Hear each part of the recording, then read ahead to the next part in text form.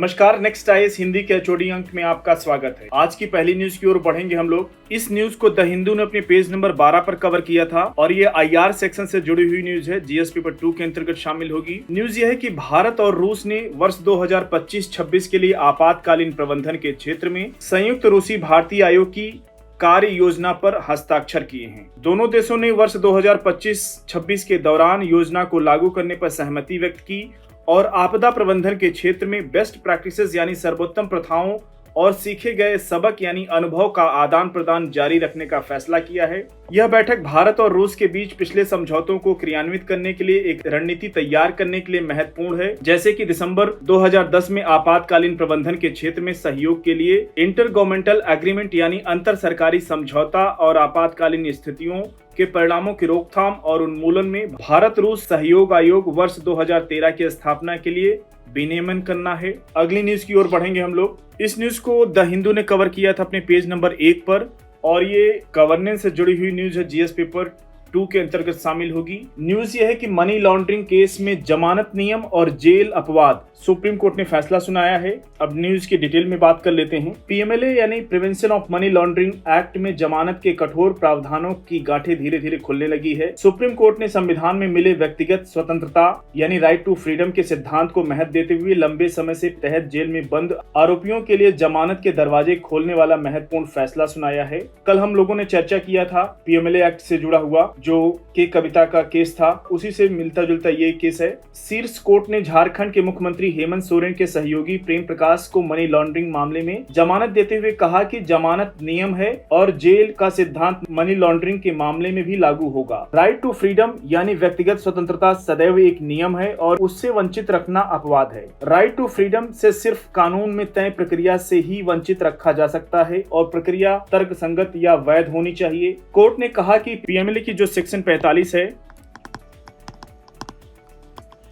45 जिसमें जमानत के लिए दोहरी शर्तें लगाई गई हैं, इस सिद्धांत को समाप्त नहीं करती।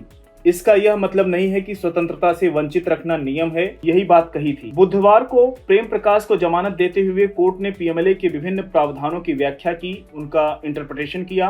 पीठ ने फैसले में यह भी कहा कि हिरासत के दौरान दर्ज किया गया पीएमएलए की सेक्शन 50 का बयान अभियुक्त के विरुद्ध स्वीकार नहीं किया जा सकता है। पीठ ने प्रेम प्रकाश को जमानत देते हुए आदेश में कहा कि याचिकाकर्ता और अन्य के बयानों को देखकर उन्हें इस बात का कोई संकेत नहीं मिलता कि याचिकाकर्ता फर्जी डीड या सेल डीड बनाने में शामिल था या उसे उसकी जानकारी थी। कोर्ट ने कहा कि प्रथम दृष्टया याचिकाकर्ता के विरुद्ध मनी लॉन्ड्रिंग का कोई केस बनता ही नहीं। हालांकि कोर्ट ने साफ किया है कि आदेश में की गई टिप्पणियां सिर्फ जमानत के संदर्भ में हैं। कोर्ट ने प्रेम प्रकाश की जमानत खारिज करने का हाई कोर्ट का 23 मार्च 2024 का आदेश रद्द कर दिया है। ये एक बेंचमार्क डिसीजन होगा, इसलिए इस पर आप लोग नजर बनाए रखिएगा। यूपीएससी मेंस में क्वेश्चन पूछ सकता है।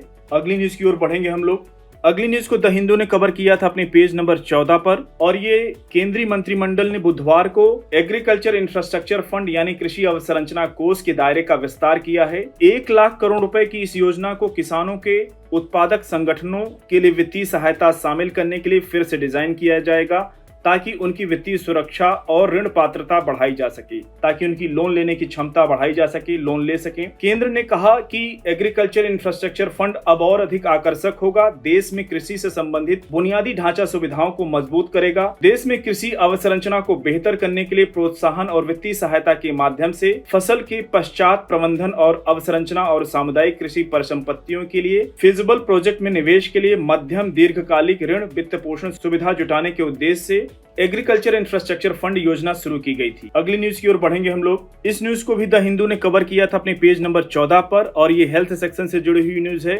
जीएस पेपर 2 के अंतर्गत शामिल होगी। देखिए, चांदीपुरा वायरस के पहले भी हम लोगों ने चर्चा कर चुके हैं, 1 महीने पहले चर्चा किया था और ये और थोड़ा गहरा गया है। न्यूज ये है कि WHO का कहना है कि भारत में चांदीपुरा वायरस का संक्रमण का मौजूदा प्रकोप पिछले 20 वर्षों में सबसे बड़ा माना जा रहा है। ऑफिसर का कहना है कि चांदीपुर वायरस के संक्रमण को कंट्रोल करने के प्रयास कर रहे हैं। आने वाले हफ्तों में प्रभावित क्षेत्रों में मानसून के मौसम के दौरान वेक्टर आबादी के लिए अनुकूल परिस्थितियों को देखते हुए आगे भी इन्फेक्शन संभव है। WHO ने चेतावनी दी है। WHO ने उपलब्ध जानकारी के आधार पर किसी भी सामान्य यात्रा या व्यापार प्रतिबंध की सिफारिश नहीं की है। जैसा कि कोविड के दौरान देखा गया है, वैसी स्थितियां तो नहीं बन रही हैं। हालांकि इसने कहा कि हाई रिस्क वाले क्षेत्रों में निगरानी प्रयासों को यानी मॉनिटरिंग एफर्ट को बढ़ाया जाना चाहिए जो जोखिम वाले लोगों पर ध्यान केंद्रित करते हैं, जैसे कि 15 वर्ष से कम उम्र के बच्चों जो बुखार और केंद्रीय तंत्रिका तंत्र के लक्षणों की तीव्र शुरुआत के साथ सामने आते हैं। जून की शुरुआत और 15 अगस्त के बीच स्वास्थ्य मंत्रालय ने तीव्र इंसेफ्लाइटिस सिंड्रोम के 245 मामलों की सूचना दी है, जिसमें 82 मौतें हुई हैं और ये अगर डेथ रेट की बात की जाए तो वो 33% है। इसमें चांदीपुरा वायरस में इनमें 64 चांदीपुरा वायरस संक्रमण के कंफर्म मामले हैं। चांदीपुरा वायरस सैंड फ्लाई मच्छरों टिक्स जैसे वेक्टर द्वारा फैलता है। तो इस न्यूज पर भी आप लोग नजर बनाए रखिएगा, आने वाले टाइम में और अपडेशन देखने को मिल सकता है। आगे बढ़ेंगे हम लोग अगली न्यूज की ओर। अगली न्यूज को पीआईबी ने कवर किया था और ये इकोनॉमी सेक्शन से जुड़ी हुई न्यूज है, जीएस पेपर 3 के अंतर्गत शामिल होगी। न्यूज यह है कि प्रधानमंत्री नरेंद्र मोदी की अध्यक्षता में सीसीए यानी cabinet committee of economic affairs यानी आर्थिक मामलों की मंत्रिमंडल समिति ने राष्ट्रीय औद्योगिक गलियारा विकास कार्यक्रम के तहत 28,602 करोड़ रुपए के अनुमानित निवेश के साथ 12 नए प्रोजेक्ट प्रस्तावों को मंजूरी दे दी है। यह कदम देश के औद्योगिक परिदृश्य को बदलने के लिए तैयार है, जिसमें इंडस्ट्रियल नोड्स और शहरों का एक मजबूत नेटवर्क तैयार होगा जो आर्थिक विकास और वैश्विक प्रतिस्पर्धा को बढ़ावा देगा। National industrial corridor development project को बड़े एंकर उद्योगों और एमएसएमई दोनों से निवेश की सुविधा प्रदान करके एक जीवंत औद्योगिक इकोसिस्टम को बढ़ावा देने के लिए डिजाइन किया गया है।